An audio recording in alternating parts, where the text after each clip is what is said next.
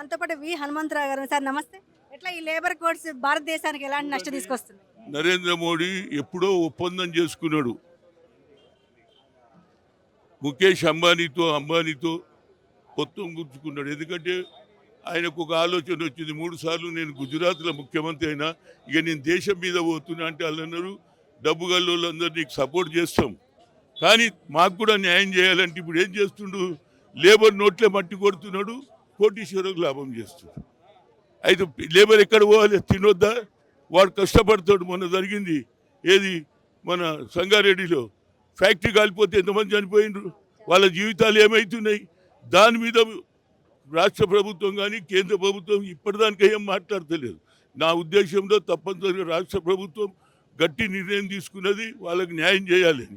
అదేవిధంగా ఈ లేబర్ల 4 చట్టాలు పోయే వరకు పోరాడాలి. గతంలో ఏది ఢిల్లీలో 1 సంవత్సరం వరకు రోడ్ల మీద చలిలా వానలా ఎట్లా కూర్చున్నారో అందరు కూర్చోడాలి. దీనికి మా రాహుల్ గాంధీ గారు కూడా పూర్తి సపోర్ట్ ఉన్నారు. గతంలో ఇందిరాగాంధీ గారు ప్రధానమంత్రి ఉన్నప్పుడు లెఫ్ట్ పార్టీలు అంతా మద్దతు ఇచ్చింది.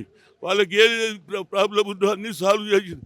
ఈయన ప్రాబ్లమ్ సాల్వ్ చేయడు, ప్రాబ్లం క్రియేట్ చేస్తాడు, చేసేసి మళ్ళీ గెలవాలని ఉన్నది 4వ సారి. కనుక ఏదైనా మన్రేగా మహాత్మా గాంధీ ఏం తప్పు చేసిండండి? దేశాన్ని స్వాతంత్రం తేవడం తప్ప ఒక కట్టె లేకుండా ఒక తుపాకీ లేకుండా. అదే సుభాష్ చంద్రబోస్ అన్నాడు మనం యుద్ధం చేద్దాం, సిపాయిలను తయారు చేద్దామంటే సిపాయి లేడు, ఏం లేడు. అహింస ద్వారా ఈ దేశాన్ని స్వాతంత్రం తెస్తే ఆయన రంగూన్లో 1944లో ఏమన్నాడు, రేడియోలో చెప్పిండు ఈయన జాతిపిత. మన దేశంలో ఎన్ని జాతులు ఉన్నాయమ్మా, ఎన్ని కులాలు ఉన్నాయమ్మా, ఎన్ని భాషలు ఉన్నాయమ్మా, ఎంతమంది దేవుళ్ళు ఉన్నారమ్మా, అందరినీ ఏకం చేసి కానీ జాతిపితకే అవమానం చేస్తున్నాడు. ఇప్పుడు లేబర్ కూడా 4 చట్టాలు పోయే వరకు మా ప్రభుత్వం ఇక్కడున్న రేవంత్ రెడ్డి కానీ రాహుల్ గాంధీ గారు తప్పనిసరిగా ఈ లెఫ్ట్ పార్టీలు తీసుకున్న ఏదైతే రైతు కూలీలకు పేద రైతులకు లేబర్కు అన్యాయం జరగకుండా మా పోరాటం కొనసాగిద్దాం. అది సరైన ప్లేస్ వాళ్ళు బీజేపీ వాళ్ళు చెప్పి నన్ను వస్తారా సరే, ఏదైనా ఒక వారం 4 రోజుల తర్వాత రండి. అరే 4 రోజులు పోయినాక హలో ఈ ఎలక్షన్ అయిపోయినాక రిజల్ట్ వచ్చినాక రండి. నేను పొన్నం ప్రభాకర్ తో 3 సంవత్సరాల కాలం గడిపింది సార్. మా ఆటో డ్రైవర్ల బతుకులు అంతా ఆగం అయిపోయినాయి. మరి మేము ఎవరికి చెప్పుకోవాలి? పెద్ద మనుషులు మీ దగ్గర మీరు వచ్చారని మేము వచ్చినాం. మా పరిస్థితి మీరు వచ్చారు సార్, మీరు వచ్చిరని మేము వచ్చినాం సార్. వచ్చినప్పుడు మేము మీకు చెప్తున్నాము. మరి మీరు కూడా దృష్టి పెట్టాలి కదా సార్, మీరు కూడా దృష్టి తీసుకోవాలి. మా పిల్లలు 100 రూపాయల ఆటో, 400 రూపాయల ఆటో కిరాయి సార్. మా పరిస్థితి ఏం నిజంగా చెప్తున్నాం సార్. రోడ్డు మేము ఇంటికి ఏడ్చుకుంటా పోతున్నాం. మా కళ్ళల్లో దుఃఖం పడతాను.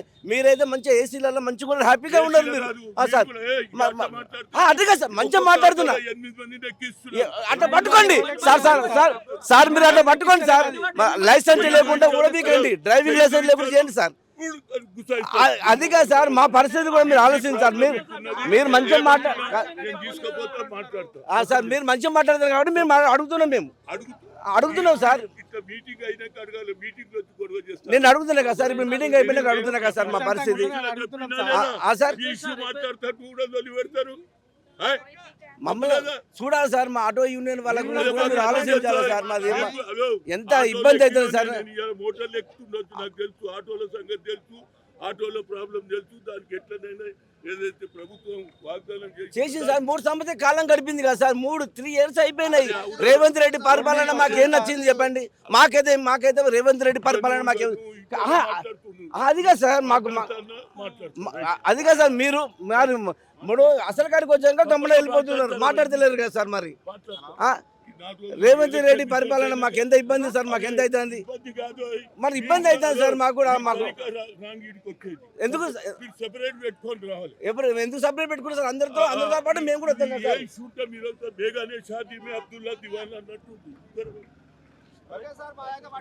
పట్టించుకోండి సార్, మాట్లాడండి, చెప్పండి సార్, మాట్లాడండి సార్. మాకు న్యాయం చేయండి. ఇవ్వ 2 సంవత్సరాలు అయితే కాలం గర్భమవుతుంది. Thank you sir. మాకు చాలా ఇబ్బంది సార్ మా ఆటో యూనియన్ వాళ్ళకు. మా ఆటో యూనియన్ వాళ్ళకు చాలా ఇబ్బంది అవుతుంది సార్. ఒకరోజు ఆటో 100 రూపాయల కిరాయి, ఈరోజు 9 లక్షల కుటుంబాలతోటి మేము రోడ్డు మీద పడిపోయినాయి. టీఆర్ఎస్ ప్రభుత్వము అని అనుకుంటే కాంగ్రెస్ ఏదో మెయిల్ చేస్తారంటే కాంగ్రెస్ కూడా మాకు పూర్తిగా మమ్మల్ని అట్టడుగు రోడ్డు మీదకి పడేసింది. ఫ్యామిలీలో మేము రోడ్ల మీద పడిపోయినాం. మా బ్రతుకులు చూస్తే ఆగం అయిపోయినాయి. రోజు కనీసానికి మినిమం చూస్తే 200-300 రూపాయలు కూడా ఇంటికి తీసుకుపోతలేము. ఒకరోజు ఒకసారి ఆటో కిరాయి 100 రూపాయలు, ఈరోజు 400 రూపాయలు కిరాయి పెరిగింది. ఏం చేయాలి, ఎట్లా బతకాలి, ఎట్లా పిల్లలని స్కూల్ తీసుకుపోవాలి. మా ఆటో అనగానే ఒక యాప్ వచ్చింది. మరి వేరే ఎన్నో ఉన్నాయి, మరి హాస్పిటల్ ఉంది, విద్య ఉంది, వైద్యం ఉంది. మరి దానికి అట్లా ఏం లేదు. వాళ్ళు ఇష్టమైన రాజ్యం, వాళ్ళు ఇష్టం అన్నట్టు ఎట్లా పడితే అట్లా తీసుకుంటున్న డబ్బులు. మా ఆటో కాడికి వచ్చేవానికి ఆటో ఇంతే ఉంటే అంతకంత ఎక్కువ అంటారు. మరి ఏం చేయాలి, మా పరిస్థితి ఏం చెప్పు. ప్రభుత్వం వచ్చింది, కాంగ్రెస్ ప్రభుత్వం వచ్చిందని, కాంగ్రెస్ ప్రభుత్వం అని మేము సంతోషపడితే మా పరిస్థితి ఏమైనా తీసుకుపోయి నాలుగేసి పారేసారు. కుటుంబాలు మొత్తం రోడ్డు మీద పాడైపోయినాయి. రోజు సాయంత్రం ఒక 500 తీసుకుపోవాలంటే కూడా 500 పైసలు. ఏడు చూసినా బాబు ఆటో వద్దు. ఈ ఫ్రీ బస్సు పెట్టి కూడా మాకు ఏ లాభం లేదు. ఆ ఫ్రీ బస్సు పెట్టిండు, ఆయన లబ్ధి కొరకే ఫ్రీ బస్సు పెట్టిండు, కానీ మా కొరకి ఆ ఫ్రీ బస్సు విషయంలో మాకు మొత్తము జీరో. అంటే తెలంగాణ ప్రాంతాల్లో, ఈ రాష్ట్రంలో 0 బస్సు వల్ల 80% మేము మొత్తమే అట్టడిగిపోయినాం. మా పరిస్థితి, ఆటో డ్రైవర్ల పరిస్థితులు. కనీసానికైనా మరి ఇక్కడ ఈ ప్రభుత్వము పొన్న ప్రభాకర్ కూడా కనీసానికి ఆలోచించి మరి మాకు ఆటో డ్రైవర్ల గురించి ఆలోచించి వెంటనే ఈ చర్యకు మరి చేయాలని ముగిస్తున్నాను. మీరు చెప్పండి, ఏంటి ఎలాంటి ఇబ్బందులు పడుతూ ఉన్నారు మీరు? మేము ఇంతకుముందు కాంగ్రెస్ రాకముందు డైలీ ఒక 1500 చేసేది. అందులో ఇంకో 500 గ్యాస్ బొంగ, కిరాయి బొంగ, మిగతా ఒక 900 1000 రూపాయలు మేము తీసుకెళ్ళేది. ఇప్పుడు చేసేది 1000 రూపాయలు. 1000 రూపాయల 300 కిరాయి పోతుంది, 200 గ్యాస్ పోతుంది. తీసుకెళ్ళి ఇంటికి 500 రూపాయలు. ఆ 500 రూపాయల మేము భార్యని, పిల్లల్ని, స్కూల్ ఫీజు, రెంటు ఇవన్నీ మేము ఎట్లా కట్టాలి? మా డిమాండ్ ఏం లేదండి. ఓలా, ఊబర్, ర్యాపిడో ఇది కొంచెం రేటు పెంచాలా.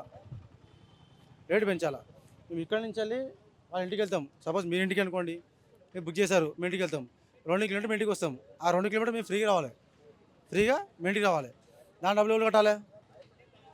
2 కిలోమీటర్ మేము ఇంటికి ఫ్రీగా వస్తామండి. ఆ 2 కిలోమీటర్ మాయే, గ్యాస్ మాదే, అన్నీ మావే. దానికి ఎవరు కట్టాలి జిమ్మేదారు? చెప్పండి, అవునా కదా? మనతో పాటు హనుమంతరావు గారు. సార్ నమస్తే. ఎట్లా ఈ లేబర్ కోడ్స్ భారతదేశానికి ఎలాంటి నష్టం తీసుకొస్తుంది?